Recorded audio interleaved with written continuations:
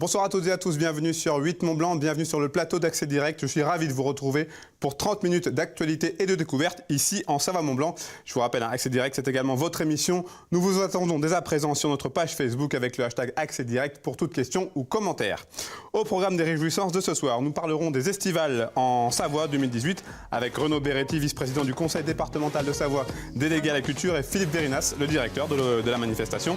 Décidément une émission très culturelle puisque j'accueillerai ensuite Ève Poinsard et Gaël Bertou pour évoquer un partenariat de salle de spectacle en Savoie. Et en fin d'émission, Vincent Poirier, notre acolyte de BD-Fugue, viendra nous présenter sa sélection de BD pour l'été. On débute avec toi, Olivia, bonsoir. Bonsoir. Alors dans le JT ce soir, on reparle de l'été qui commence et les précautions qui vont avec, surtout quand on est aux abords des plans d'eau. Effectivement, parce que l'été, ce n'est pas que la bronzette et les bons moments, c'est aussi beaucoup de dangers, risque de noyade quand on est sur un lac ou alors risque de fatigue en randonnée en montagne par exemple. C'est pour ça que le préfet de la Savoie a décidé ce matin d'annoncer des mesures de sécurité et aussi de faire une simulation en fait de sauvetage. Donc c'est Kimberly Trivio qui y était. Et puis on reparle une nouvelle fois du désenclavement du Chablais. Tout à fait, et avec toi cette fois-ci, avec une interview de Christian Monteil, président du conseil départemental de la Haute-Savoie. En ce qui concerne l'enquête publique pour le projet autoroutier entre Machy et Tonneau-les-Bains, l'enquête publique justement s'achève dans quelques jours, donc on fera le point ensemble. Merci Olivia. Merci Seb, à tout à l'heure. Allez, on passe à nos invités du jour.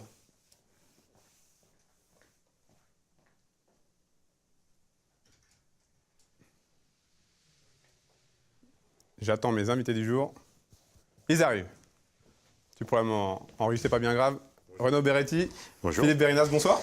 Bonsoir. Bienvenue sur le fameux canapé d'Accès Direct. Mais oui. Alors on va parler avec vous des estivales 2018 qui débutent ce mercredi 4 juillet. Renaud Beretti, je vais commencer avec vous. Un mot sur la genèse de cet événement. 15e anniversaire déjà, donc une date bien ancrée dans, on va dire, l'agenda culturel d'animation de la Savoie. Un 15e anniversaire, ça se fête. Il y a dans le calendrier Musilac, qu'on connaît tous, un festival rock-pop. Il y a une trentaine de festivals soutenus par le département de la Savoie. Et là, c'est l'événement organisé à 100% par le conseil départemental à Chambéry, dans le château des Ducs de Savoie. Qu'est-ce qui a poussé justement le conseil départemental à se lancer dans cette opération il y a maintenant 15 ans, 16 ans Disons trois choses. La première, offrir aux Savoyards, à nos hôtes, touristes, curistes, une animation, c'est déjà la première chose. Je rappelle qu'elle est gratuite, sans réservation. La deuxième, c'est de lier culture, patrimoine. Ça se passe dans ce lieu extraordinaire qu'est le château des Ducs de Savoie. C'est assez, unique. Et puis également ouvrir cette scène aux acteurs locaux, régionaux, qui se produisent. Il y en a eu plus de 100 depuis 15 ans qui se sont produits à cette occasion. On essaye de faire la part belle à nos créateurs locaux. Alors Philippe Verinas, vous êtes vous le directeur des estivales. C'est quoi l'état d'esprit justement de ce festival ? Ultra rigide, non je plaisante. Et on essaie, si vous voulez, d'avoir un esprit convivial qui perdure, j'espère, de par les 15 ans que Renaud Beretti vient d'évoquer. C'est l'état d'esprit, comme Renaud Beretti vient de le souligner, c'est d'accueillir tout le monde en fait. C'est une scène ouverte qui se veut effectivement celle déjà de tous les Savoyards, comme Renaud vient de le dire, que ce soit pour des créations, pour de la diffusion. Et c'est la scène aussi des artistes internationaux, puisqu'on a essayé de les faire venir tous les plus grands, sauf évidemment ceux qui sont totalement inaccessibles pour une manifestation de ce calibre, mais sauf en lyrique, on les a quasiment tous accueillis. Il n'y a pas un genre artistique qui n'a pas été programmé sur ces 15 éditions. Alors cette année c'était invitation au voyage. Oui, c'est vrai. Vous avez envie de voyager ? On a envie de voyager avec des artistes en Savoie, parce que c'est une terre d'accueil, et les Savoyards sont nombreux dans le monde, bien sûr. Mais si vous voulez, on a envie de voyager avec eux, bien sûr. Si vous voyez, on a une affiche qui est assez révélatrice. Des fruits, de la gaieté, des couleurs, l'été, quoi. Du mouvement, l'été. Voilà, tout simplement. Les estivales en Savoie. Alors, pour ce programme, ce cru 2018, 10 soirées, 12 concerts, quels sont allez, il faut choisir 3-4 temps forts dans cette programmation assez éclectique, on en reviendra après. Tu les as, les 3-4 temps. Hein. Alors, chaque année, c'est délicat, si vous voulez, de répondre à cette question. Bon, c'est vrai. C'est la question piège. C'est la question piège, parce que c'est difficile d'en mettre en exergue quelques-uns. Alors, quand même, difficile de passer à côté de Manu Dibango, par exemple. Voilà, il y a Manu Dibango qui est effectivement une sorte de parrain de cœur, si vous voulez. Bon, Amir pour l'artiste, le grand artiste du moment, qui effectivement est prisé par beaucoup. Marcus Miller, c'est une légende. Oui, en jazz, difficile aussi de ne pas en parler. Ça en fait finalement 4 tête d'affiche. Voilà. Mais nous, côté département, on ne peut pas négliger d'abord un anniversaire important, un autre anniversaire dans l'anniversaire, finalement, Oui, c'est Philippe. vrai, ouais. 15 ans, mais 30 ans de coopération décentralisée, de solidarité internationale envers nos amis d'Haïti et du Sénégal qui se produiront lors de différents concerts. Et puis, si tu me permets, la scène locale. Puis en tant Oui, qu'Aixois, j'allais y venir, c'était voilà, aussi. je tiens C'est citer important aussi, de, oui, de c'est mettre en avant un les des artistes éléments. locaux. Un des éléments, Philippe. Je t'en prie. Oui, on peut le dire. Hein, bon, cette année, c'est Belmondo et le Big Band du Conservatoire d'Aix-les-Bains. Là aussi, on y tient. Chaque année, on a 1 ou 2 concerts savoyards ou régionaux. Hein. Donc, ça fait partie de la composition. L'éclectisme, la variété, les couleurs. Cette année, c'est effectivement le Sénégal et Haïti. Brassens aussi, revisité, on va dire. Hein. Et puis, le jazz band du Conservatoire. Il y a d'autres années, c'était la Fédération musicale de Savoie, hein, qui avait fait une superbe création, hein, avec une centaine de participants. Cette année, c'est Aix-les-Bains, sur d'ailleurs leur proposition. Philippe Verinas, Renaud Beretti l'a dit tout à l'heure dans sa première intervention, les estivales, c'est un spectacle, ce sont des spectacles gratuits, sans réservation. C'est important, c'est quoi l'objectif? C'est de démocratiser la culture, de donner un accès encore plus large? C'est tout à fait ça. Alors sur l'objectif politique, il ne m'appartient pas de répondre, mais si vous voulez, c'est pas du tout de la flagornerie, mais ce qui est extraordinaire, c'est qu'un département comme celui de la Savoie permette et décider et pérenniser depuis 15 ans, encore une fois, une manifestation, comme vous le soulignez, qui est gratuite pour le public. Ça veut dire tout simplement que tout un chacun peut accéder à tous les spectacles, quels qu'ils soient. On a vu toutes sortes de publics, si vous voulez, de nouveaux publics aussi, découvrir de l'opéra, découvrir des chorégraphies, que ce soit les premiers danseurs de l'Opéra de Paris, que ce soit Béjart en 2009, Pietra Gala, le Marco Polo des JO de Pékin en 2009 aussi, et tous ces spectacles. Les gens souvent, si vous voulez, doutent de ça. Ils nous appellent, ils nous écrivent, mais c'est incroyable, c'est gratuit.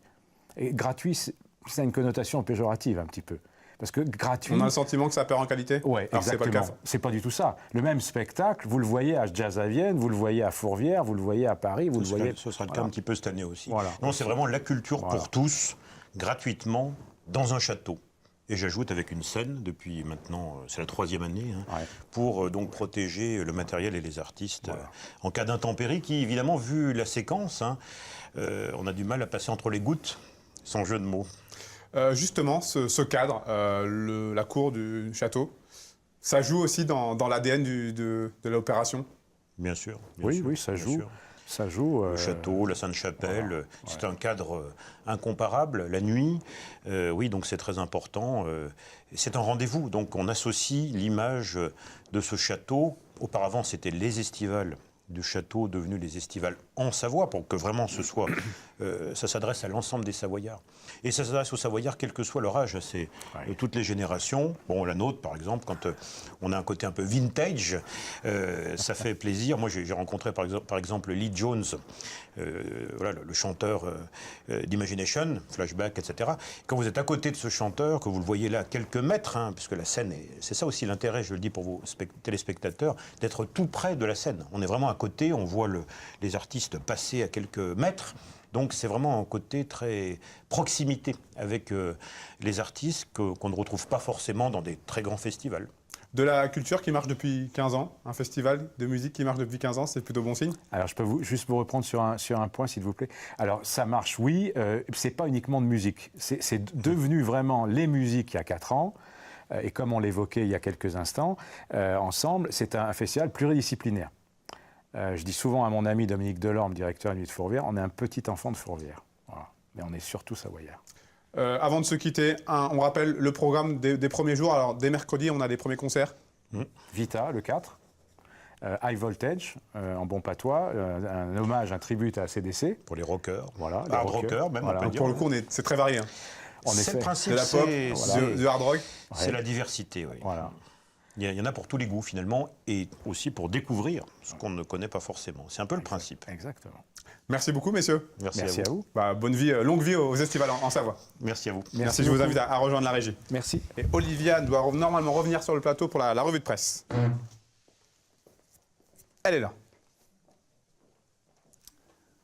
Alors Olivia, on va parler d'un phénomène, les faux résidents secondaires. Tout à fait. Alors, on commence avec un article de la RTS Alors la lutte contre les faux résidents secondaires se poursuit en France. Qu'est-ce qu'un faux résident secondaire? Eh bien, on prend l'exemple d'une personne qui se déclare comme étant résident à Ferney-Voltaire, par exemple à proximité de la Suisse, alors qu'elle vit en réalité de manière permanente dans cette ville et que c'est là que devrait se situer du coup son domicile fiscal, forcément. Voilà. Parfois, la motivation première d'un faux résident secondaire n'est pas fiscale, hein, Seb, mais le résident, il trouve son compte souvent dans le maintien de prestations sociales ou de l'assurance maladie suisse, par exemple. Alors, pour la seconde année, une nouvelle campagne incite les travailleurs frontaliers à se déclarer en résidence principale.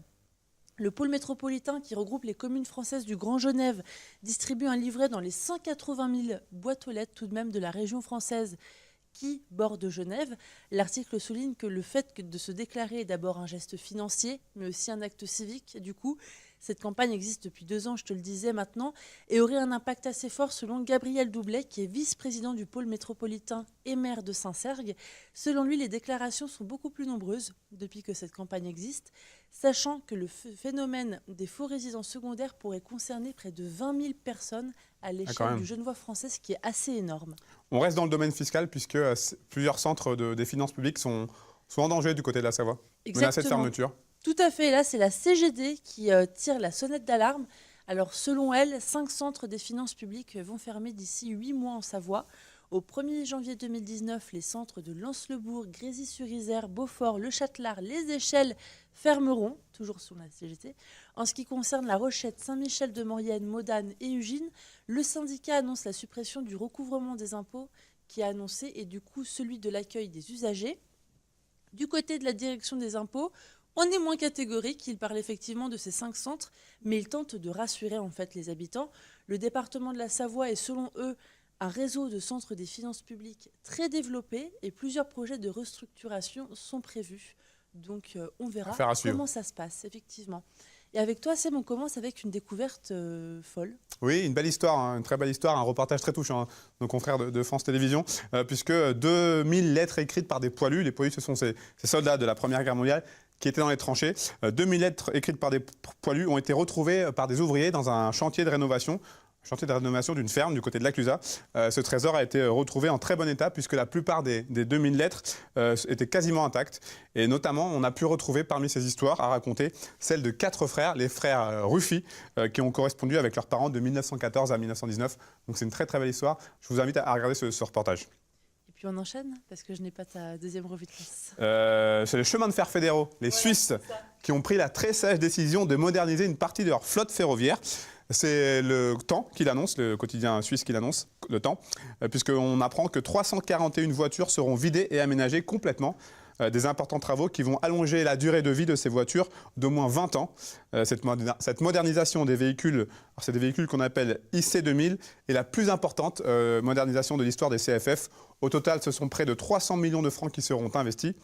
Ça pourrait donner une petite idée, peut-être de donner des idées à nos amis de la SNCF. On aimerait bien.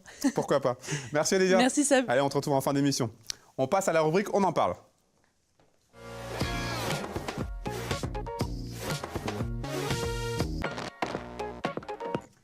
Gaëlle Berthou-Cochet, F. Poinsard, bonsoir. Bonsoir. Bonsoir. Merci à vous d'avoir accepté notre invitation. On va rester dans le domaine de la culture. Aujourd'hui, on a une émission très culturelle. On va parler avec vous d'un partenariat un petit peu particulier entre différents espaces culturels. Vous, Gaëlle Berthou-Cochet, vous représentez la Ravoire, si je ne dis pas de bêtises, et Madame Poinsard du côté de la Motte-Servolex. Voilà, les services culturels de la ville de la Motte. Une question toute simple. Pourquoi ce partenariat aujourd'hui, en 2018 ? Eh bien, ça fait des années que nous travaillons ensemble, les 4 salles, la MJC Le Totem qui n'est pas là, l'espace culturel La Traverse que l'on salue également, et nos 2 salles. Et du coup, c'est un petit peu une union officialisée aujourd'hui sur un partenariat avantageux pour tout le monde. Comment est-ce que ce partenariat a-t-il pu voir le jour ? En fait, nous sommes 4 programmatrices de spectacles professionnels. Nous nous connaissons très bien depuis des années. Donc nos rencontres nous permettent de travailler en réseau, de s'échanger les nouvelles, de parler des spectacles, d'aller voir des spectacles ensemble. Et finalement, de fil en aiguille, on en est arrivé à se dire mais tout ce qu'on fait là, comme ça, personne ne le sait, faisons-le savoir. Et en fait, comme le disait Gaël, c'est tout simplement officialiser quelque chose qui se faisait déjà, à savoir un échange de bonnes pratiques, ne serait-ce par exemple que de croiser nos calendriers de programmation de spectacles. Ça paraît tout bête, mais quand il y a 4 soirs, un spectacle dans les 4 salles, pour le public, c'est pas facile de choisir. Et puis pour nous, bien, finalement, on ne va pas se retrouver avec une jauge optimum. Voilà, donc déjà rien que ça. Également pour le public, Gaëlle peut aussi en parler. L'avantage pour le public, le gros avantage, c'est qu'il suffit d'aller acheter une... C'est ce que j'allais vous demander. Ouais. Les abonnements sont... Une fois qu'on achète un abonnement dans une des salles, on peut l'utiliser dans les autres? Le gros avantage, c'est que l'abonnement n'est pas payant. C'est-à-dire que vous allez acheter une place de spectacle, mettons pour l'espace culturel Jean Blanc, et ensuite, grâce à cette petite carte, vous pouvez vous rendre dans les autres salles, les 3 autres salles partenaires, et vous avez le droit au tarif réduit sur le spectacle de votre choix. Alors, qu'on peut parler de fusion? Non. Non. Ce partenariat à 4, est-ce que 4, ça fait pas un peu beaucoup? Est-ce qu'on n'a pas peur de perdre son identité? Pas du tout, parce qu'en fait, nous sommes sur 4 territoires, le Bourget-du-Lac, la Motte-Servolex, le Totem MJC et la Ravoir. Et en fait, l'idée, c'est de rendre visibles ces 4 salles pour le public et que le public puisse avoir à son service la possibilité de voir un ensemble de spectacles. Disons que 4 salles, c'est 4 fois plus de com. Ça, c'est important.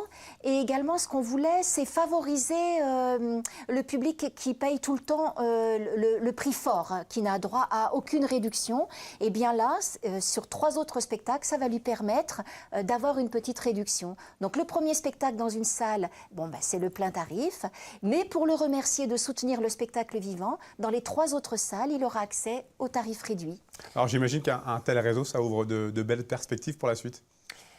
Oui, c'est une première étape. On ne voulait pas démarrer et faire une usine à gaz. On voulait que ce soit simple, que ce soit fluide et que surtout le public voit l'intérêt de pouvoir circuler sur ces 4 salles de spectacle. Et du coup, effectivement, on ne va pas vous cacher, on a des projets, mais on va laisser le temps de travailler avant d'en reparler. Alors au niveau de la logistique, j'imagine que là aussi, tout à l'heure, on a parlé des calendriers, mais on imagine qu'au niveau de la logistique, il y a beaucoup de travail à faire en amont pour arriver à pas s'entrechoquer, à arriver à... C'est ça, en fait c'est une coordination assez régulière. Nous allons voir les programmations les unes les autres de toute façon. Nous assistons au lancement, au lever de rideau. On s'échange au niveau des artistes. Voilà, telle compagnie a besoin d'une résidence. Là, moi, je ne peux pas. Est-ce que toi, tu peux les accueillir? Il y a un gros travail de coopération entre vous. Oui, voilà, mais c'est ça. De tout temps. De tout temps, mais cette fois... officialisé. Le public en bénéficiera encore plus, du coup. Alors, on n'a pas signalé le nom donc, de cette nouvelle entité, Les Avoisinantes.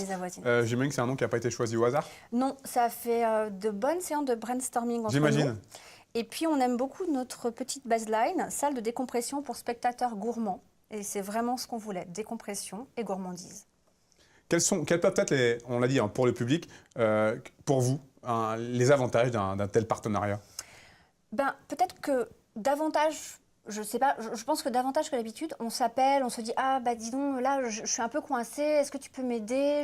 J'ai un truc à faire là, je vois pas trop. » On essaye vraiment de s'entraider encore plus, encore davantage. Le réflexe est encore plus prégnant. Et puis, on a tellement travaillé ensemble pour lancer la conférence de presse. Ça s'est fait naturellement. Et puis, comme vous me dites, ça fait longtemps que vous travaillez ensemble, ça s'est fait tout naturellement. C'est ça, c'est exactement ça. La semaine dernière, sur ce même canapé, on avait reçu 2 personnes responsables de salles de spectacle sur la commune Nouvelle d'Annecy qui avaient annoncé la fusion. Aujourd'hui, on a le sentiment que ça devient presque indispensable. Alors, ce n'est pas du tout le même rapport. Disons que les Avoisinantes, c'est vraiment un partenariat qui est issu des professionnels. Ce n'est pas du tout quelque chose qui est départemental. On n'est pas dans le volet, on a un volet moins économique. C'est pas l'administration qui nous pousse à fusionner. Là, on est partenaires et ce sont les agents qui se sont dit en fait, c'est plus de connaissances, c'est plus de communication. Au lieu que chacune, nous ayons nos plaquettes à distribuer dans notre petit précaré, eh bien, on aura les plaquettes des autres collègues. Et en fait, l'idée, c'est vraiment de faire tourner le public et de faire qu'il se sente vraiment bien dans son territoire. Une dernière chose avant de se quitter, même si je sais que vous avez envie de garder vos secrets, est-ce qu'on peut avoir un petit avant-goût de la saison prochaine dans vos salles respectives? Les quelques temps forts, sans trop divulguer. On est là pour divulguer. Ah bah, divulguez alors. Disons que pour l'instant, la ville de la Motte-Servolex, la salle est en réfection et on aura une très belle salle rénovée en janvier. Et donc, la personne qui va inaugurer cette salle, ça sera tout en douceur, c'est la chanteuse Pauline Croze. D'accord. Et nous, pour notre ouverture de saison, nous allons avoir la chance d'avoir le 12 octobre, si ma mémoire est bonne, Murray Head. Ah oui, donc du lourd. Oui. Merci beaucoup en tout cas, mesdames. Merci. Bonne continuation, et puis on souhaite que tout se passe bien pour les avoisinantes. Merci beaucoup. Merci beaucoup.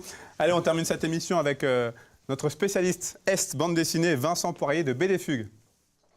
Salut Vincent. Salut Sébastien. Alors, la pression a pu redescendre là, après le festival, ça y est, tu recommences un peu à vivre normalement? C'est même, il y a une cassure, hein. Là c'est très normal, tout le monde est à la Trop plage. normal Tout le monde est à la plage. Mais c'est bien aussi, il faut souffler un petit peu, et puis c'est le temps de lire qui revient aussi, donc c'est bien aussi. Alors, on va débuter cette petite sélection non exhaustive, je rappelle bien évidemment, pour l'été, avec une bande dessinée imbattable. Sous-titre « Le seul véritable super-héros de bande dessinée ». Alors moi j'ai beaucoup aimé, parce que quand on lit cette bande dessinée, on a vraiment l'impression que le super-héros est entre guillemets ringardisé, un petit peu monsieur tout le monde, qui va chercher sa baguette de pain. C'est vrai qu'il n'a pas tous les attributs C'est pas au Batman, premier quoi. abord. Non, il n'a pas le charisme effectivement à l'américaine, mais il est imbattable. Son nom lui va parfaitement bien. En fait, notre personnage principal, il est capable de jouer directement avec les cases, avec l'entièreté de la page. C'est ça sa particularité, pouvoir bouger entre les cases. Voilà, il est là où on croit, comme dans un jeu vidéo, hein, on croit que ça y est, on a perdu, et puis paf, la dernière case, si, il avait réussi parce que sur l'ensemble de la page, il avait vu le truc arriver et il a sauvé la veuve et l'orphelin grâce à ses talents. C'est vraiment très drôle et assez piquant. Oui, et puis très grand public en même temps. C'est-à-dire qu'effectivement, comme il y a plusieurs jeux avec tant le dessin que l'histoire, le très jeune lecteur va s'en amuser. Et l'adulte va apprécier l'intelligence, finalement, de la construction. Il a un look très particulier, en plus. Oui. Si on le compare, comme tu l'as dit, aux super-héros américains. D'ailleurs, je dois On t'avouer n'est pas dans les mêmes standards. Je dois t'avouer que j'ai le t-shirt et le bandeau pour les yeux qui m'avait été envoyé par l'éditeur avec la petite cape. J'ai pas osé venir avec. Il a un look un peu particulier, mais Ce qui fait son charme. Oui, c'est attachant. On passe au Tailleur de pierre. Alors là, on est dans un tout autre registre. On change. L'adaptation d'un roman de l'auteur suédoise à succès, Camilla Läckberg. Oui. Une histoire assez noire. Oui, très noire même. Hein. C'est vrai que les polars nordiques sont sans concession. Et là, c'est un polar qui va se passer sur 2 temps, véritablement. Le premier, ça va démarrer dans les années 20. On a une première histoire, une histoire de vie, une femme qu'on va suivre, Agnès. On a l'impression que c'est là qu'est le véritable enjeu. Et on revient d'un coup, cassure, à notre époque. C'est très contemporain. Microcosme, ils aiment bien dans ce type de polar. Camilla Läckberg en joue beaucoup. Petit village, petit environnement et famille, voisins, donc tous ceux qu'on a envie d'immédiatement rendre totalement innocents parce qu'on les connaît depuis toujours. Et un drame, une jeune fille, une demoiselle, 9 ans et quelques à peine, est a priori assassinée. Ça se lit facilement? Ça se lit très facilement, c'est captivant. En plus, ça a la force d'un bon polar, c'est-à-dire avec une intrigue, des ingrédients qui sont saupoudrés, qui arrivent suffisamment rapidement et lentement en même temps pour nous tenir en haleine.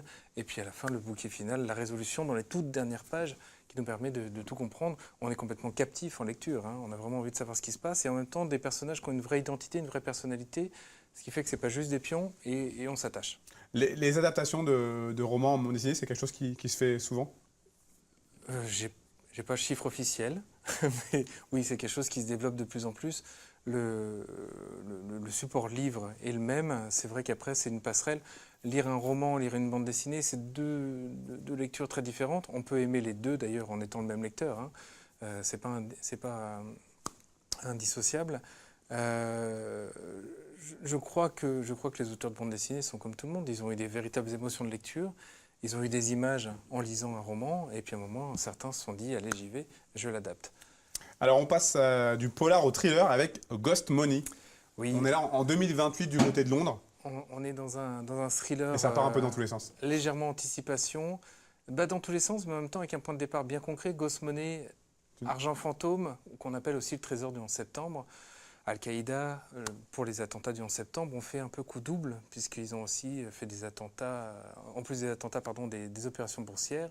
Ils ont touché le jackpot puisque eux seuls savaient ce qui allait effectivement se passer, donc ils étaient conscients des conséquences boursières. Et une demoiselle, qui est notre personnage finalement principal de l'histoire, est l'héritière de ce fameux trésor, héritière involontaire, inconsciente. Elle se doute que cet argent n'est pas tout à fait clean, mais elle ne sait pas réellement l'origine de cette fortune, et des mercenaires américains qui sont toujours en recherche de cet argent. Et au milieu de tout ça, une demoiselle, une Madame Tout-le-Monde, qui va croiser la route de notre riche héritière. Un peu par hasard, elles vont devenir très amies. Et cette Madame Tout-le-Monde, finalement, va être notre moyen de se rallier à cette histoire, parce qu'elle a rien d'une espionne, elle n'a rien d'un agent de quelconque ambassade ou autre. Elle est fragile, elle est touchante, elle est même une vraie amie assez rapidement, tant pour notre héroïne que pour nous. Et puis tout ce qui va se passer autour d'elle, ça va être un effondrement d'histoire, presque apocalyptique pour cette pauvre demoiselle qui n'a rien demandé. C'est incroyablement brillant.